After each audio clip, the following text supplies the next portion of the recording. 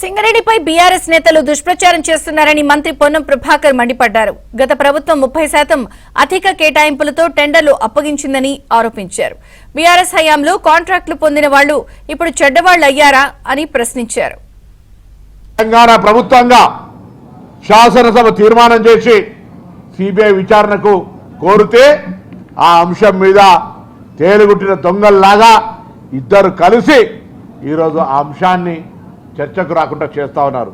ఇలా మళ్ళా ఇప్పుడు కూడా సింగరేణి కానీ ఇతరత్ర అంశాలు వీళ్ళకి సేఫ్ గార్డ్ ఉండడానికి ఇద్దరు కలిసి నువ్వు గిచ్చినట్టు చేయి, నేను ఏడిచినట్టు చేస్తా అనే విధంగా సింగరేణిని కూడా సిబిఐకి ఇవ్వమంటారు.